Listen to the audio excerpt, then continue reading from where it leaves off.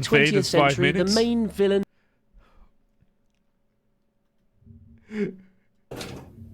Trying to understand Fate series. Hi. Can I help you? Hi.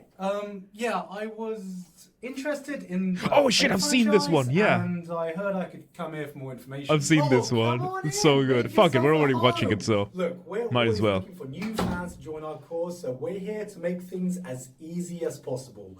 You can ask me any question. Fate fandom. Okay, so where do I start? Except that question. Is there not a beginning? Do you want the long version or the short version? The short version. So in the beginning there was Fate Stay Night, which is a visual novel with 3 different routes.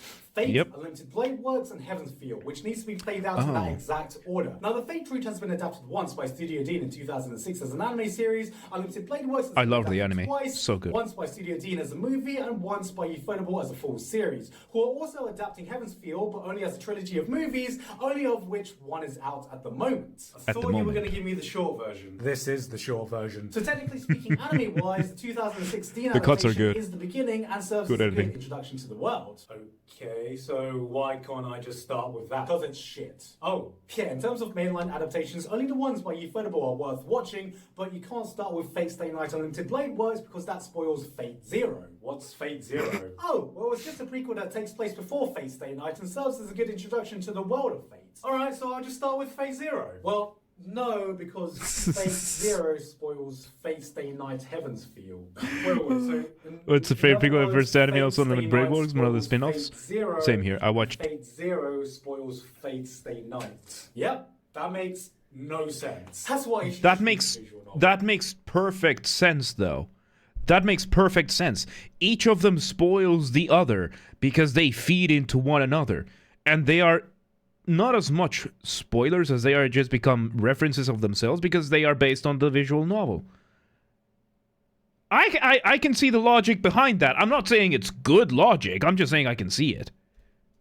Alright, how long does that take? Around 100 hours. That's a pretty big commitment. Just read the visual novel. That's I don't have pretty 100 long visual hours. hours. Novel. Can't I just read the fucking visual novel? Or not. I can never agree with myself anyway. Okay, well, that's everything, right? No.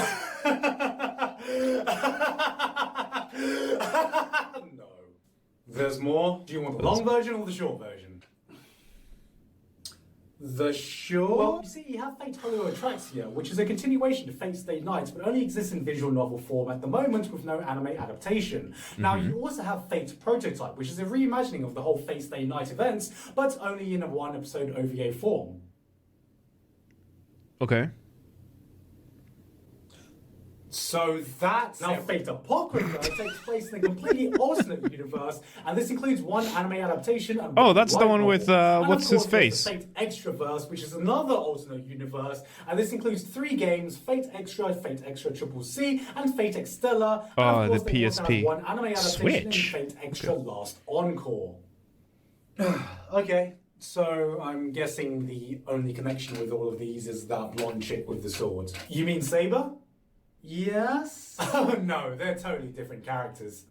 Totally. Well, you see, the original Saber is meant to be King Arthur, who in Fate lore is actually a woman. Now, these Yes. other Sabers aren't actually King Arthur. They're completely different characters who also happen to be women and also happen to be in the Saber class. Okay, so you're saying that this isn't the original Saber? Nope.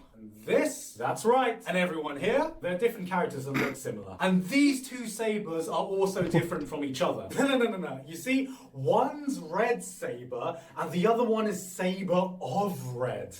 Get it? No. It's pretty simple. And they are... I can't help but think back to people of color.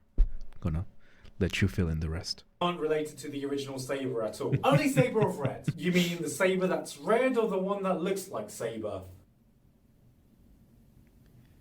Yes. She's actually the original Saber's son. And Saber, King Arthur, is her dad. Wait a minute, you literally just said that they were all girls. You said it, but How does... Oh, it's basically the same as standard Arthurian legend, except this time King Arthur is given a dick by Merlin, who can then be forced upon by her wife so she can make a baby, and then out pops Mordred as your standard homunculus rape baby. There's no way that's Genghis canon. Khan. It's canon. If you want to learn more about the law and the servants, then the mobile game Fate Go is a good starting point. Do I dare ask if I should get into Fate Go? Depends. Do you have piles of money you wish to burn and countless hours to spiral downwards, grinding away in a never-ending cycle to satisfy your love for your Fate waifus that you'll never ever get back? Of course they have a gacha. No, you don't want to get into Fate Go. And then of course there's Fate Of course it's a gacha. Ilia, which is a magical girl spin-off of the original Fate Stay Night. I don't think I need to watch that. It has... I do. Oh my god, that sounds hilarious. Oh my god, magical girl Fate Stay Night!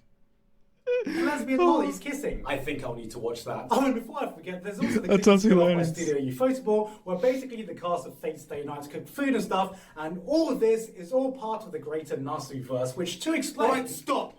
Okay? Stop, this is too much. This is a complete clusterfuck. How did this get so out of control? I literally have no idea. Okay, so the Fate time. I knew that the Fate timeline is complex as hell. Man, this was such a good video, and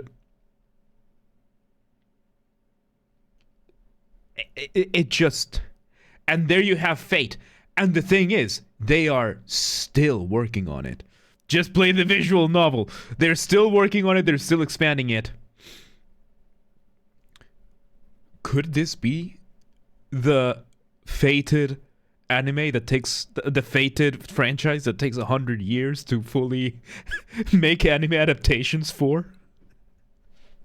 There has to be some franchise that is going to take 100 years. 100 hours of just reading, no gameplay. That's a 100-hour work. Okay. If nothing is canon, everything is canon. That is the answer for Fate. Yep. I'm just thinking, right? There has to be. Eventually, we are going to get a franchise, something that is going to take 100 years to fully adapt into a manga. Or into an anime, sorry. Into anime. There's going to be some franchise that does that, eventually. With how complex. And how complex Fate ends up being... We're probably gonna be probably Gundam, yeah. I think Gundam is closer to that, yeah. Because I keep misunderstanding Gundam, because whenever I see Gundam, I forget that it's the same franchise. I start seeing Gundam the way I'm seeing like Souls games, right? Where it's not that it's its own, it's a genre now, but that's just the mecha genre. Because now that I think of it, yeah, Code Geass is not a Gundam anime. It's just a mecha anime. It's just that Gundam is the biggest when it comes to that. Yeah, it's probably gonna be Gundam then. Second contender would probably be Fate.